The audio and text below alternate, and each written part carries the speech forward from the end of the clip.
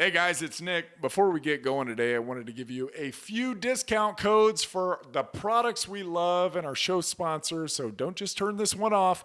If you're listening to this podcast, we at Hardwick Life want to reward you for your loyalty. So take 25% off of your order by using the code HardwickFF25, because after this long, we consider you friends and family. That's HardwickFF25 at hardwick.life. It's like hardwick.com, but that one was taken by a shirt company. So hardwick.life is where you can find it. For 20% off at bubsnaturals.com, use the code Hardwick20. That's Hardwick20 at bubsnaturals.com. And for 10% off at Julian Bakery, use the code Nick Hardwick, that's me, at julianbakery.com. Again, Nick Hardwick at julianbakery.com. Now, if you want to hear what I take daily and get some insight as to what you should take, maybe stay tuned. If not, skip ahead about a minute and we will be into the show. Thank you all. All right. So you want to know what you should buy. I take 6 of our Hardwick Life products every day. I originally started that company out of kind of selfish needs. I wanted to get access to the absolute highest grade products in the world. Our supplements are pharmaceutical grade, all of them. They've got unique delivery mechanisms. So you aren't just getting expensive urine, you're actually absorbing the products at a higher rate than cheaper store-bought supplements. I take brain, joint, fuel, phyto, pump, and neuro. Now, that may be a little extreme for you, but those are my jams. Now, I've done a lot of damage to my body. I need all of them. The brain and joint, they're kind of self-explanatory, right? Fuel is one of the only whey protein powders that I can take that doesn't upset my tummy. And we hear the same thing quite frequently from folks that don't process dairy all that well. That's because it's made from New Zealand grass-fed whey. New Zealand has the highest dairy standards in the world. There's a noticeable difference, and the flavor, it's pretty damn incredible. For a peri-workout drink, which peri-workout, you'll hear that term, it means around your workout, or to add protein midday, I put 2 scoops of fuel with pump, which has 3 grams of creatine per serving, 400 milligrams of ATP, which is the body's energy currency, and 95 milligrams of caffeine to get you all fired up. All of those, they allow you to do more work in the gym, getting better results. More work equals better results. Who would have thought? Seriously, you can work harder and have a lower rate of perceived exertion. And I like to add in phyto, which has all of the necessary nutrients, vitamins, and minerals, along with this patented formula called TrueBrock, which contains glucoraphanin, which researchers at MIT are calling the fountain of youth. And lastly, I take neuro about an hour before bed. Dr. Andrew Huberman, a Stanford neuroscientist, host of the Huberman Lab podcast and recent guest with Joe Rogan. I'm sure some of you listen to that guy. He's pretty awesome. Recommended in our 3rd episode ever, we got him before he blew up, magnesium L-threonate, as it's the only form of magnesium to cross the blood-brain barrier. And it increases levels of brain magnesium, and that leads to better cognition and a more robust memory. That's important. It also has a slight sedative effect to help you get to sleep. All right, I'm not going to bore you with more details. Get over to Hardwick Life and use the code HardwickFF25 for 25% off. Now, you guys that have been following me for a while now know that I've used Bubs Naturals since the company's inception. I don't know. I may be their first ever ambassador. I know there's a lot of bigger names now that are promoting Bubs. The company is blown up and is thriving because many folks like me understand how great their product is. I take 2 scoops of their collagen protein and 1 scoop of the MCT oil powder daily with my morning coffee. Try it once, you're going to be hooked. It's unbelievably creamy. The collagen is also really a great way to sneak some protein into your kids' lives too. It's unflavored, so you can add it into pancakes, oatmeal, mac and cheese, or juice, and they're not going to notice a thing. Use the code Hardwick20 for 20% off. Lastly, before we get to the show, I want to tell you about my friends at Julian Bakery. This company, they've really got their act together. I believe most people could use more protein in their lives. It's got a very positive effect on satiety, brain signaling, and maintaining a healthy body weight. I recommend 1 gram of protein per pound of body weight. Please don't listen to Zac Efron's trainer, who on their show falsely ties too much protein to kidney failure and loss of bone density. And certainly don't go to the Game Changers propaganda documentary on Netflix for your science. Neither of these use actual science. There's a lot of kooks out there, folks. We're going to keep fighting the good fight. I love a variety of protein. Obviously, I've told you about our whey protein, Bubs Collagen Protein. And Julian Bakery's specialty, in my opinion, is their egg white protein powder. They come in ridiculous flavors like pumpkin pie, coconut, maple glazed donut. They blend easily. They're a great addition in the middle of the day. Use the code Nick Hardwick for 10% off. That's Nick Hardwick for 10% off. All right, that's enough. Let's get you back to the show. Love y'all. Casey, overall, from an RD's perspective, what's the scoop on supplements? So in general, it's in the word, right? It's supplement. It's something in addition to. It's not meant to replace your diet ever. And if you're using it in that way, most people are looking for, some kind of quick fix. It's being used inappropriately. And so by all counts, you do not need, for a normal, healthy life, you do not need any kind of supplement. Now, there are some, extreme circumstances where if you have any kind of clinical conditions, maybe you're deficient in a specific micronutrient, you're trying to correct for that. Yes, certain supplements can be very useful, but by and large, supplements are a convenience product. Okay. And, but what you should really, really be focusing on is, am I eating a healthy, balanced diet? Am I getting regular exercise?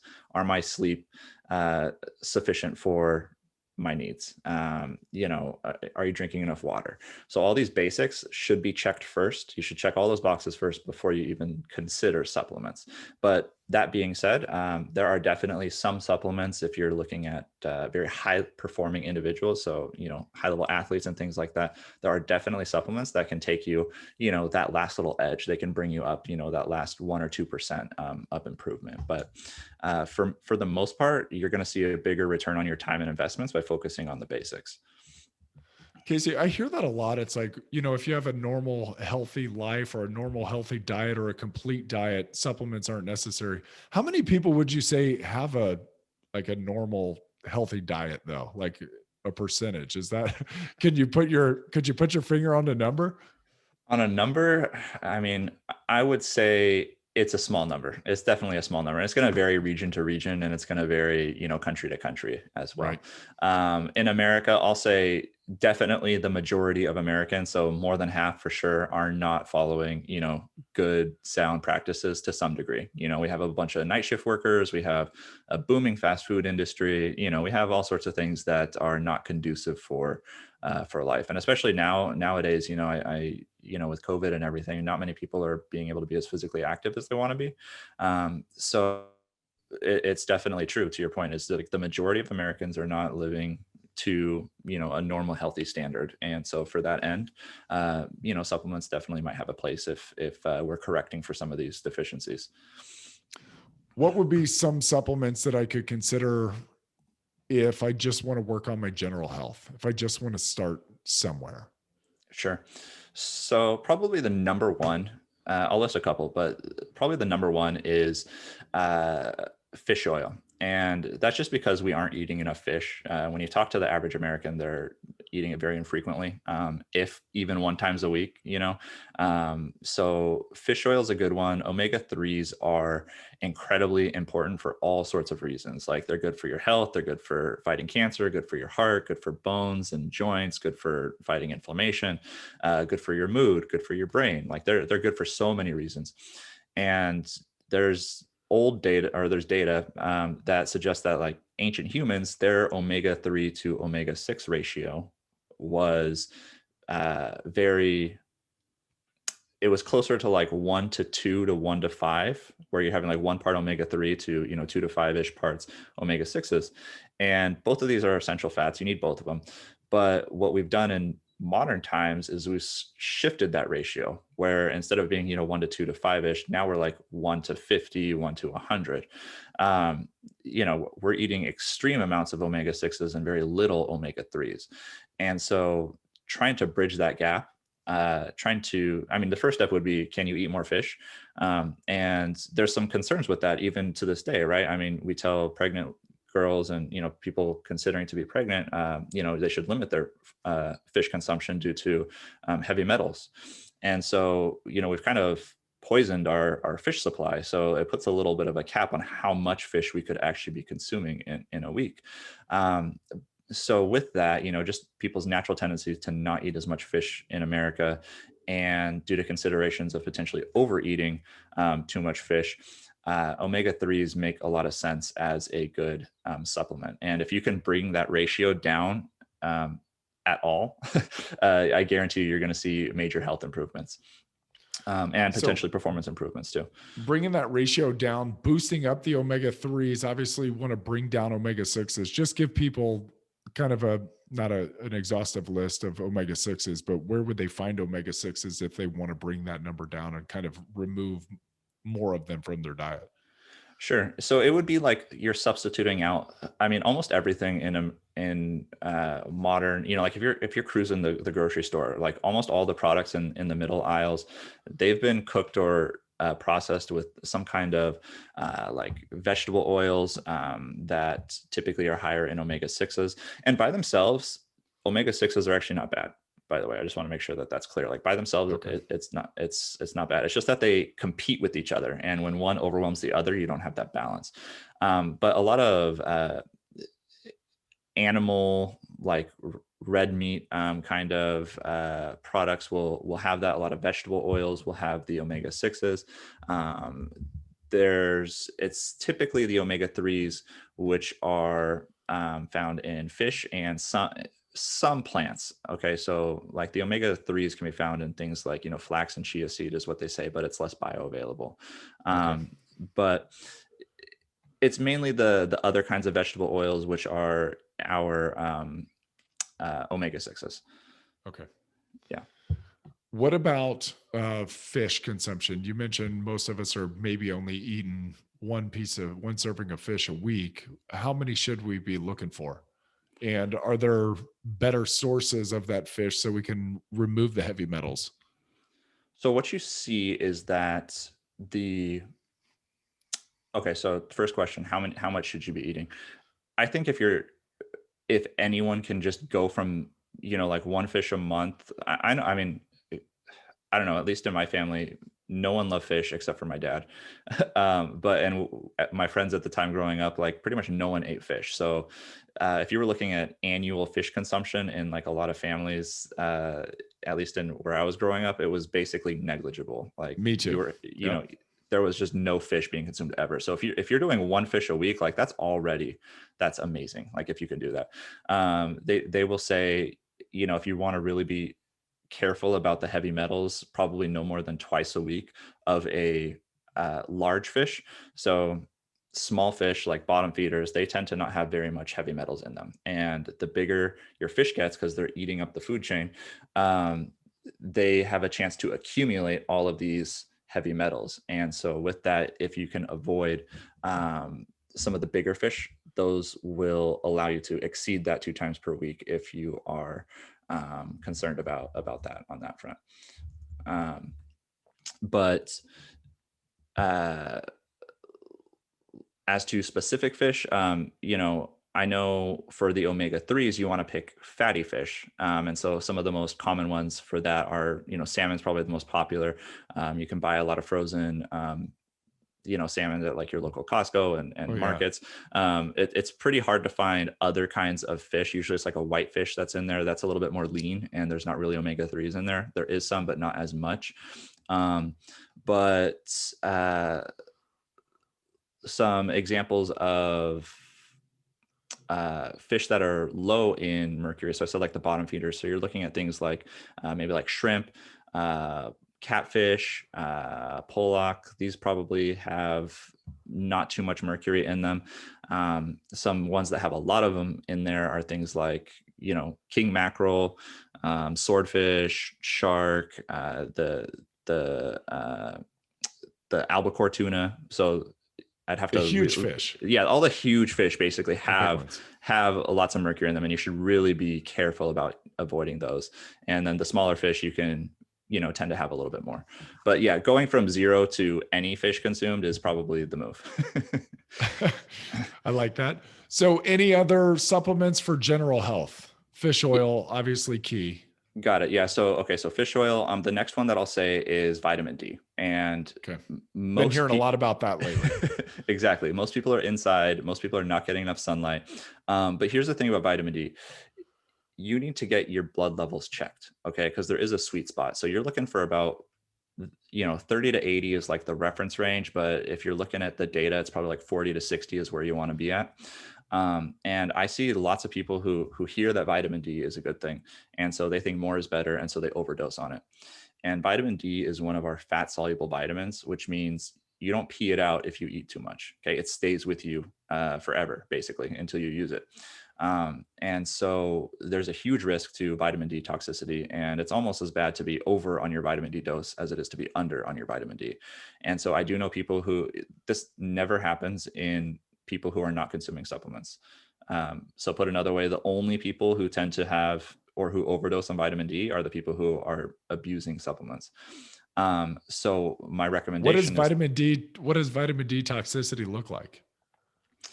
um, I mean, you're going to get some of the similar symptoms. I don't think anyone would actually in modern times get it, like I said, unless you are uh, overdosing on the supplements. But basically, you will vitamin D helps out with calcium processing and absorption and all of that. And so what can happen is if you overdose on vitamin D, you might see a buildup of calcium in your blood, which can cause things like frequent urination, weakness, nausea, vomiting. And if it progresses seriously, you might start developing bone and kidney problems because you're building up like these calcium stones.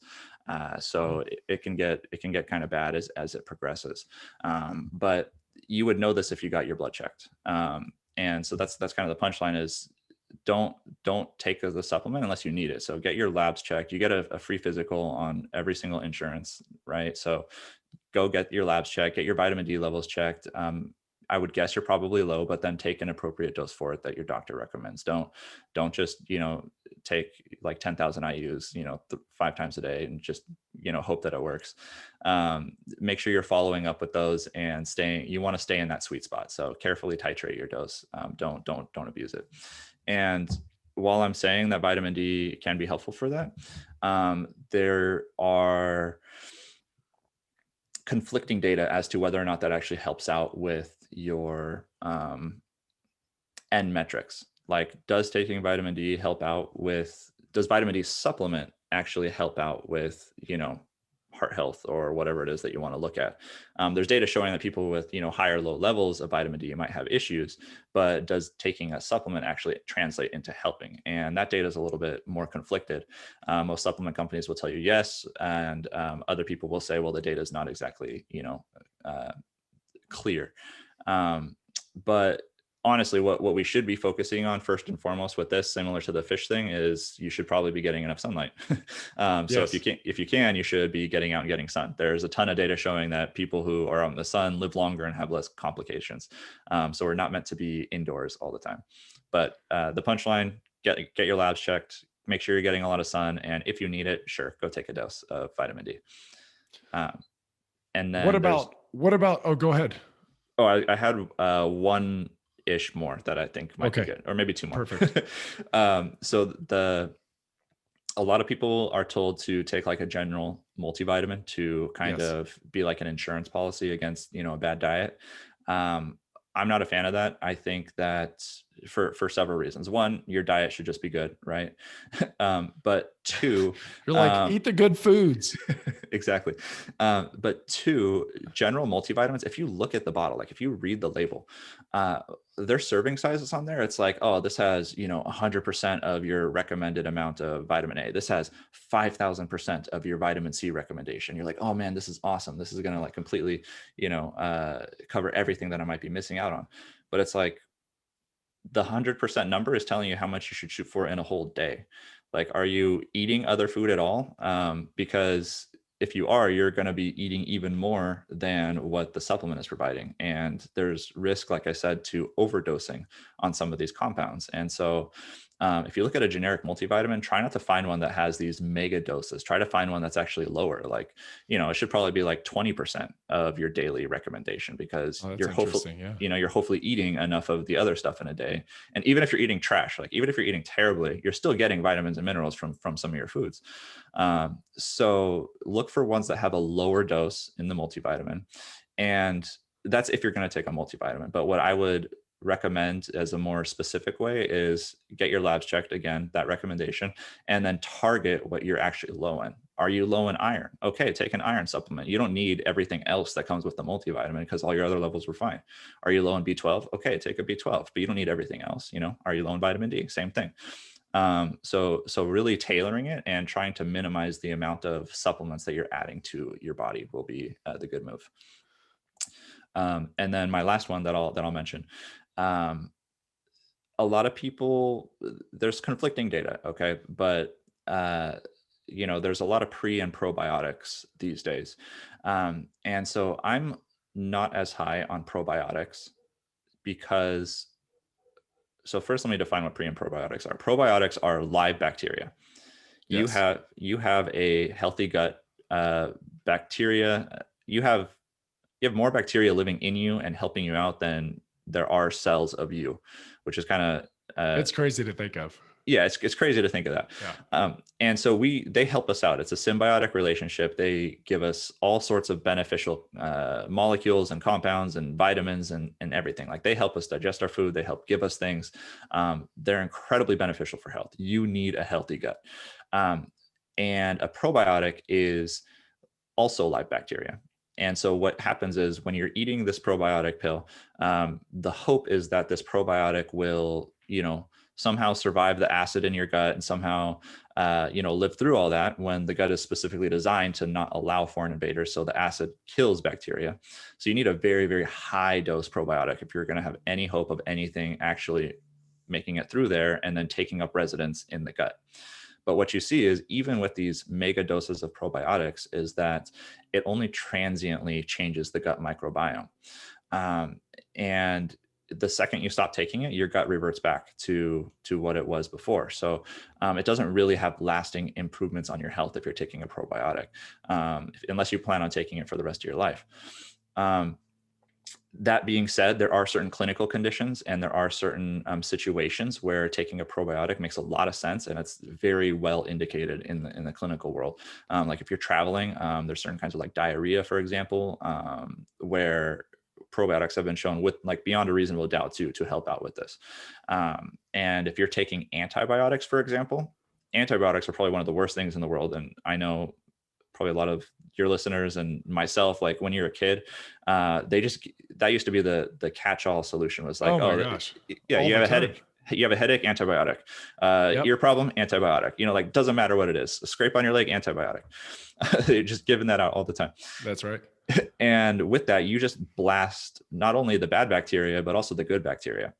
And so people's guts are in a terrible spot right now. And if you're going on an antibiotic regimen, there's some thoughts that taking a probiotic with that will help alleviate some of the damages that you're doing.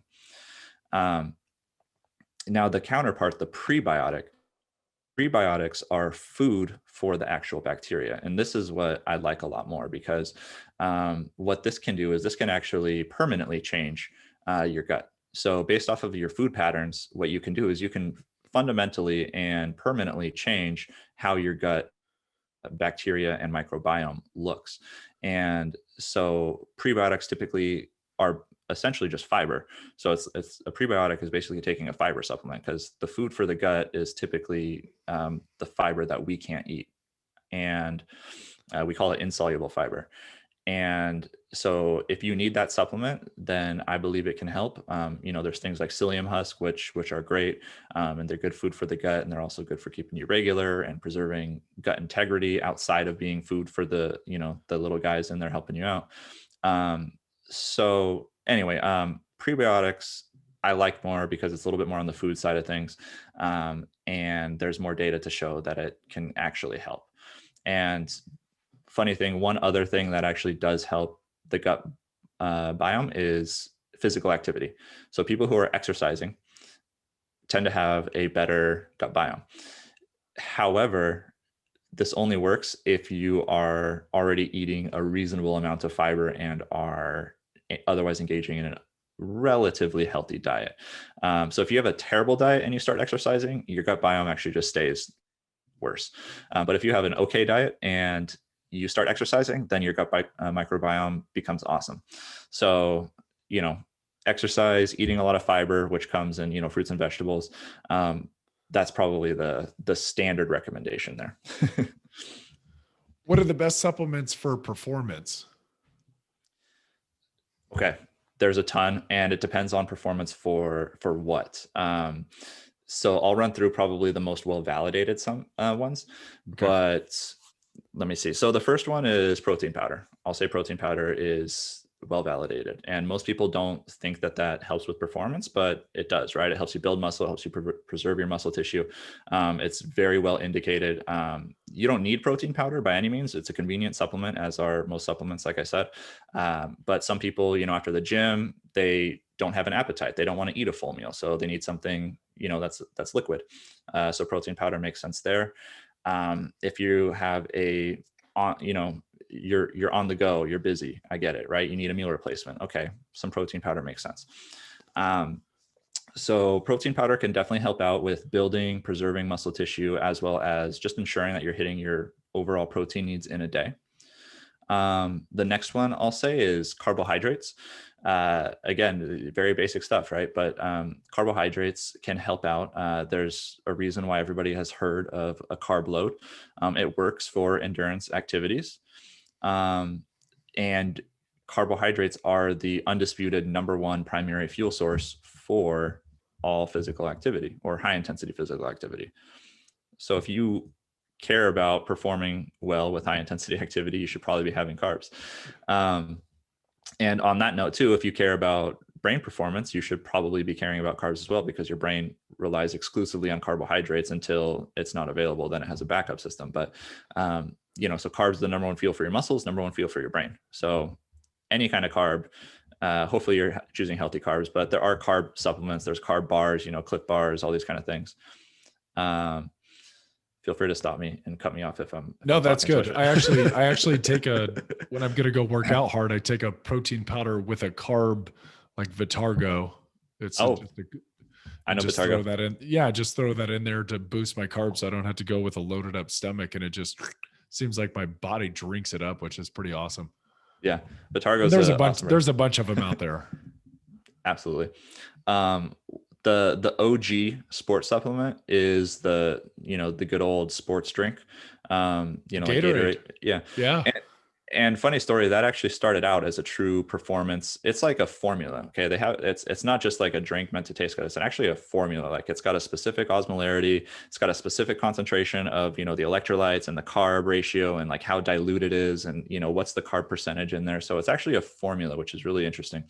But back in the day when it was first invented, it was invented for athletes. Like, we need this high performing beverage. It's liquid calories, going to be easy on the gut, very rapid absorption. It's going to help with hydration.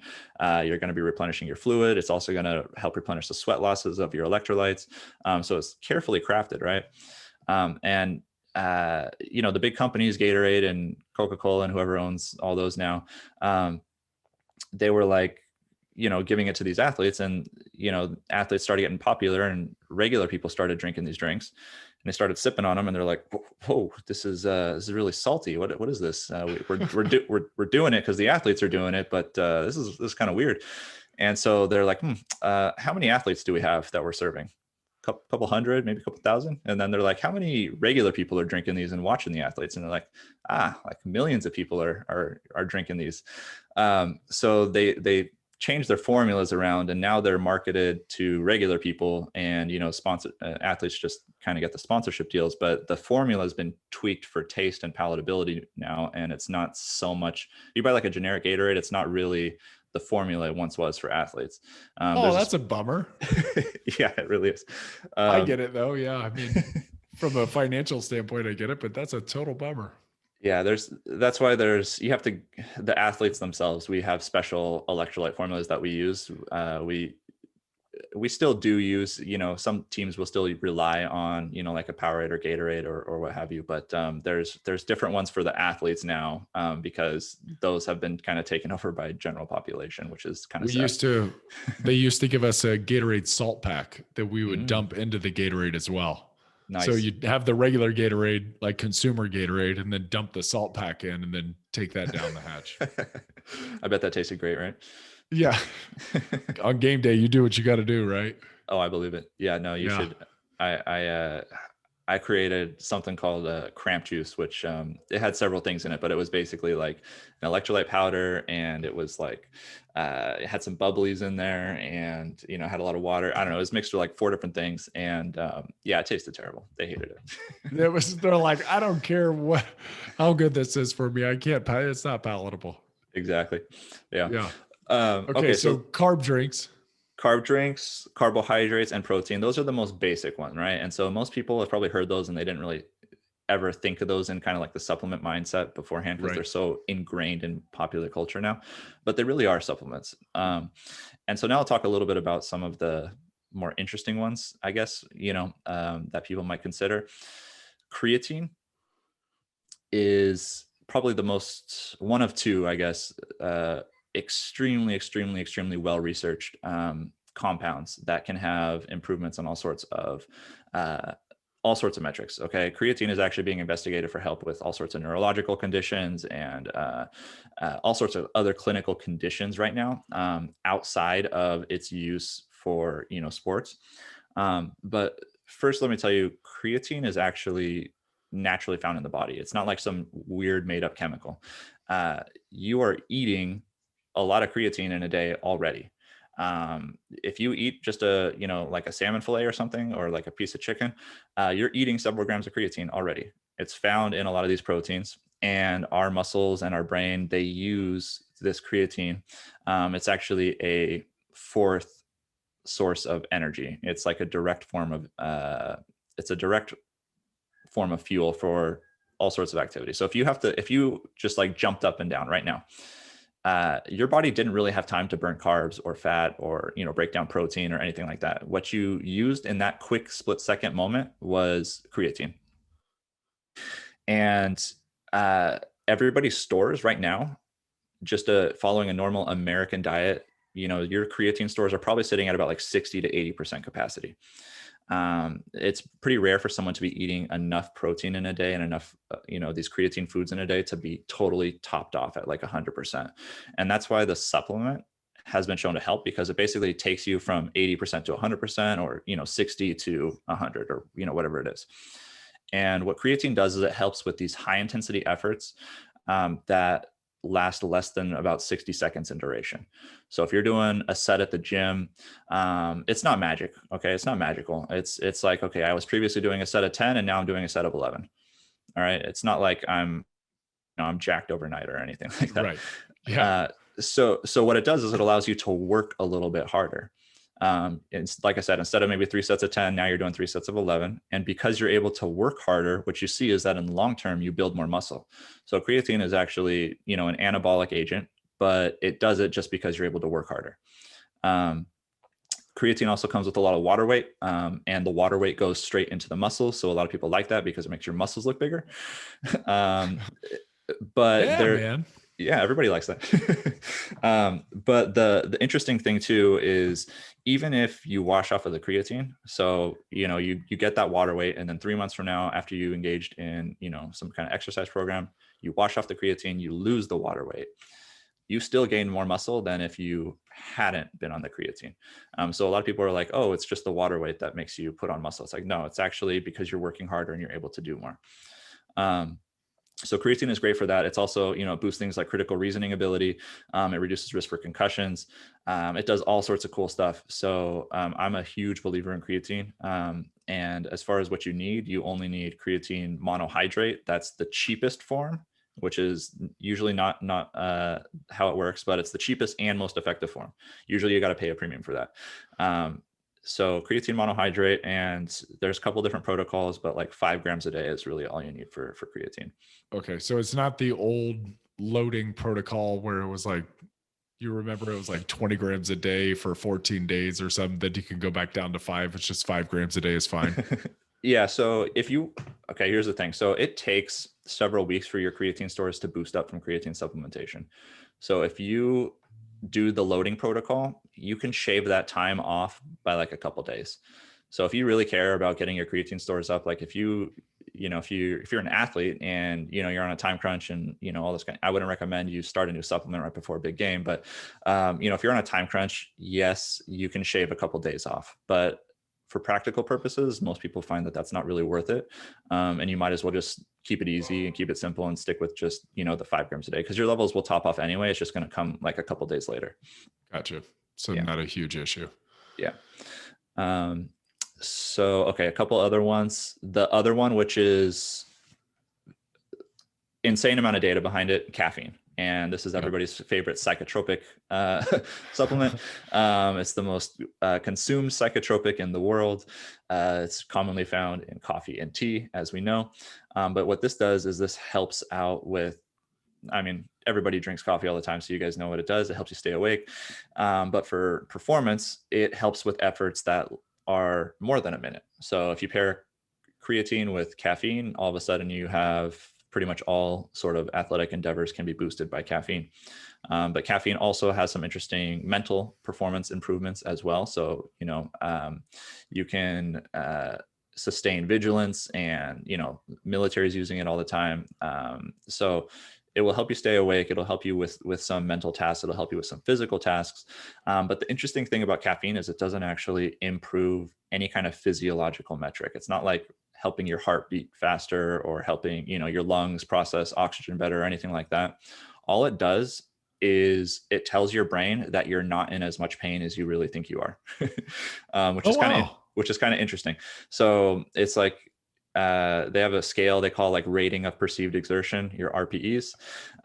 If you are currently, you're running and right now you're dying, you're totally gassed out. You're like, man, this is like a 10 out of 10 on my RPE. Like I've never worked this hard in my life. If you had caffeine before, you'd be like, oh, this is maybe like an 8 or a 9 out of 10 instead of a 10 out of 10. And so your brain's taken its foot off the brakes a little bit, and it lets you push yourself harder than maybe is, safe, but, it lets you do that, which is why caffeine has been shown to help performance, because you don't feel the pain as much.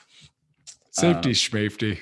Yeah, we don't care about that. We care about performance. You asked about performance. Yeah, that's right. Okay. So caffeine is another good one. Two that are very well researched, but not quite as much as creatine and caffeine. Beta alanine. Okay. Beta alanine, there is very safe. Again, you're eating a lot of it. I won't go into like all of the science behind it, but basically what beta alanine does is it helps act as a buffer for some of that acid buildup that happens when you are doing any kind of exercise. So, if you feel the burn, that's some kind of acid buildup. If you are doing repeated sprints, that's kind of acid buildup, and that's kind of your limitation on that performance is this acid buildup. And so what beta alanine does is this buffers that acid. It lets you tolerate more acid than before. So if you're doing, repeated sprints, or you're doing, some kind of task where you're feeling the burn a lot, beta alanine will help you out for sure. It helps with other stuff too, which is really interesting. There's a lot of other, suspected health benefits of beta alanine consumption, but most people are just not eating enough of it in a day to top off their stores. And what are some sources of beta alanine? Exact same thing as the creatine. It's your protein. Okay. Yeah. Gotcha. And an interesting note about that actually is creatine and beta alanine, because they're found in the protein. When I'm working with vegan athletes, their stores are naturally lower. Their stores are probably at like 60% instead of, that 80%. They're on the low end of that, maybe even lower. And what's really interesting is if you have, I'm not saying being a vegan athlete is like, there's so many extra nutritional challenges that you have to take in consideration. I don't care if you're a vegan athlete, many are very successful. But the really interesting thing for me on the nutrition front is if I have a vegan athlete who's already very successful, right? They've already been doing it and they've been making it work. And I give them creatine or beta alanine. when you give someone a supplement, usually they fall into two groups. One is like a responder and one's a non-responder. And sometimes people respond to creatine. Sometimes it does nothing to them. Sometimes caffeine helps. Sometimes, it doesn't help.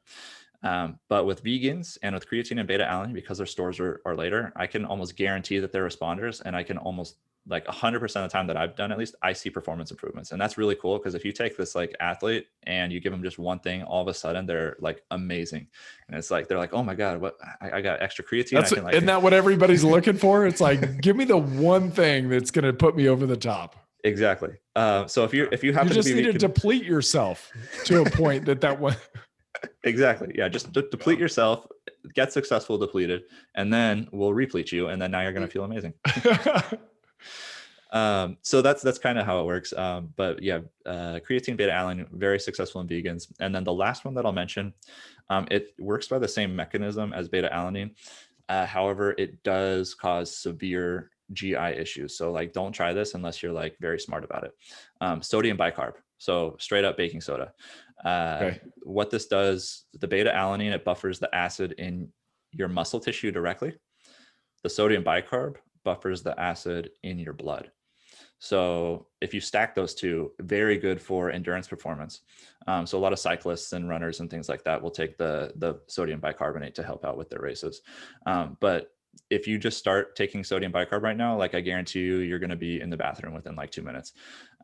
So you have to be very, very smart and start with these like small doses and kind of work your way up to an appropriate one. Well, that's pretty cool. Yeah. And so I'll kind of stop there with performance supplements. There's a lot more that are speculative, but these are the ones that have the most research behind them. And, I feel confident mentioning. Awesome. Well, let's stop there.